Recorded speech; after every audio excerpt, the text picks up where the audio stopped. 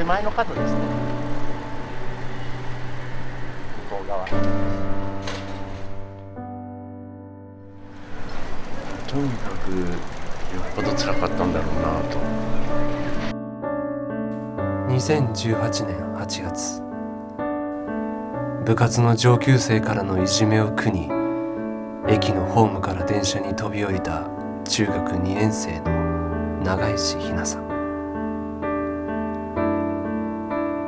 皆さんのことの話題にはそれは毎日ね、朝起きたらね、お水とお茶とご飯とお線香をあげて毎朝やってますんで、毎日写真見てますからね。両親に愛され明るく元気に育ってきたひなさん。今頃は高校2年生になっていたはずなのに。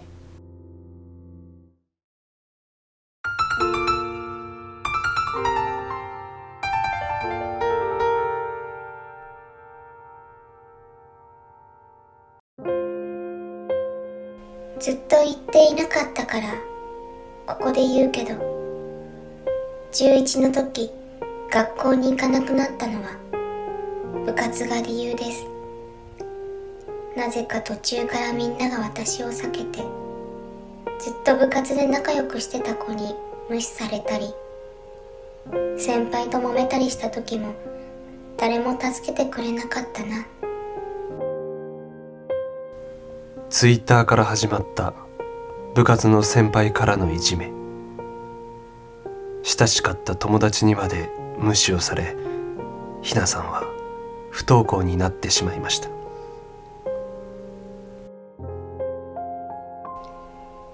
この先のことを考えるとものすごく焦るし、ちゃんとしなきゃって思うけど、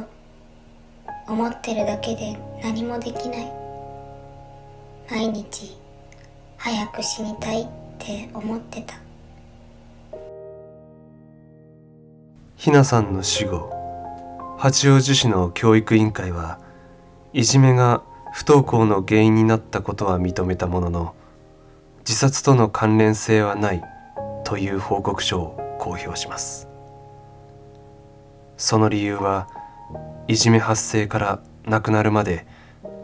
一定期間が経過していたから。長引いたから、ことがあってから実際に亡くなるまでの間長くあったから、実際、それが原因とは認められないみたいな。それ違うだろうと。長引いたのは学校のせいでしょ。学校がちゃんとした対処をしなかったからやむなく長引いてしまったことであって、長引くことによって肝を病む。父親の博さんがそう言うには理由がありました。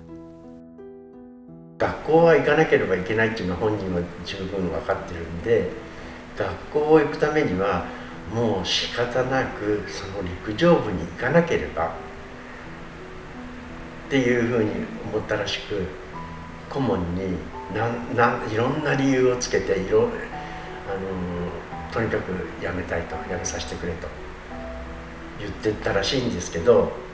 ダメだ、辞めさせてくれない、辞めさせてくれないイコール学校に行けないと、不登校が続いてしまうわけなんですよ。最後の手紙にも当時の葛藤が綴られています。こういうことがあったから部活を辞めようとしていろんな理由を出したのに、引き止められて勉強と両立できないって言ってもダメで、結局自分の意志も弱くて辞められなかった。両親は再度学校を訪ねますが、部活の顧問は話の途中で席を立ったまま戻らず、担任は不登校の子が通う学校への転校を勧めました。可能性があれば何度でも通いましたよ。だけど2回行っただけでもうダメだここは。もう少しちょっと様子を見るしかないなと。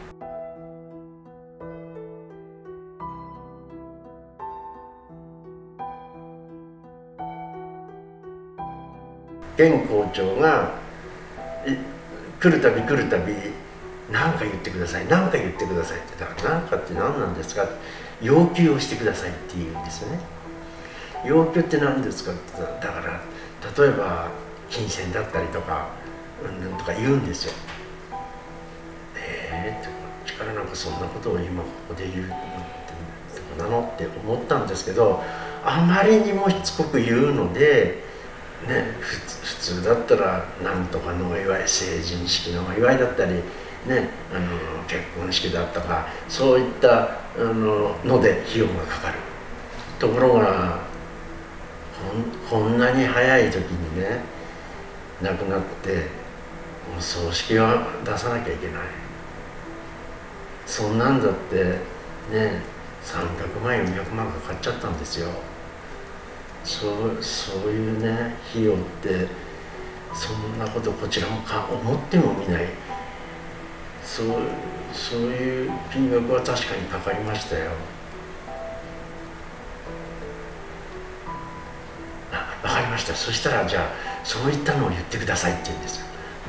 副校長と顧問を来させますって言うんですよ。来させるのでそういうことを言ってくださいと。で私の方からも言っておきますと。で来たんですよ。今回の件は本当に自分が悪かったんでって2人ともそう言ったんですよ。校長からも聞いたんですけど、もうそういったお金のこともあるんで、私ども2人でお金を払いますというふうに言うんですよ。と思って、でいざ支払いますと言った期日が来ました。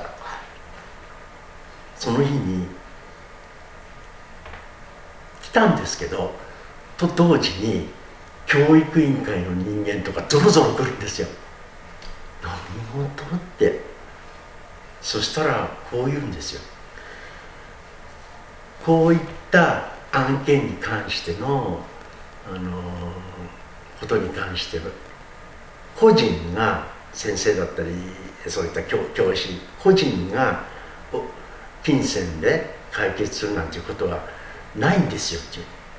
て。いやないんですよって。そっちから言ってきたことですよ。こっちから要求してませんよ。そっちから何度もその校長が言ってね、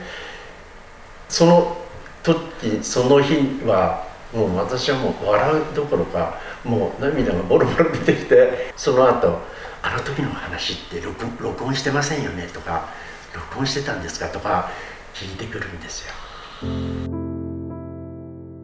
心ない言動は学校だけではありません。ひなさんが亡くなった後、いじめの主犯だった生徒の親から両親に届いたのは、一通だけ現金書き留めが届いたんですよ、親からね。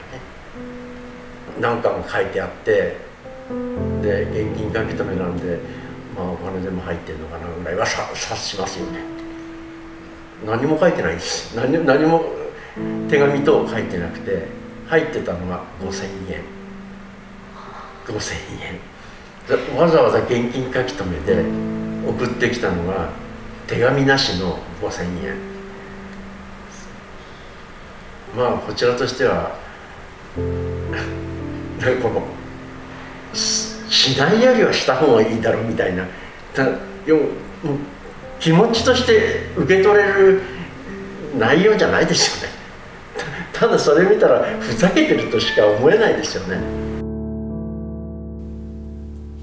ひなさんの死から2年9ヶ月。先日八王子市で開かれた2度目の第三者委員会の調査で、ようやくいじめと学校側の対応がひなさんの自死の主な要因となったと報告されました。それじゃあどうもお待たせして申し訳ありませんでした。ただいまから本件について今回のは課題評価できるか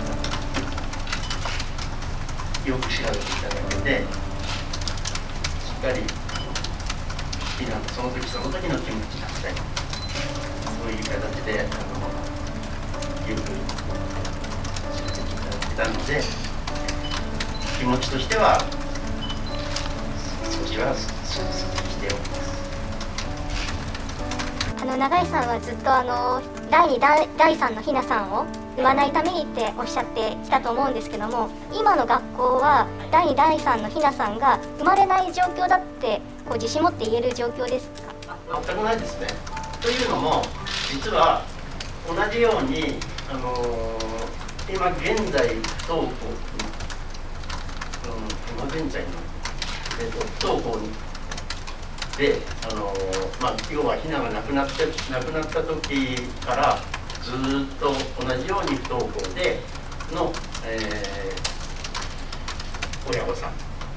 が私どもの家に訪問していろんな話をしました。したけども学校側は何の対応もしていません。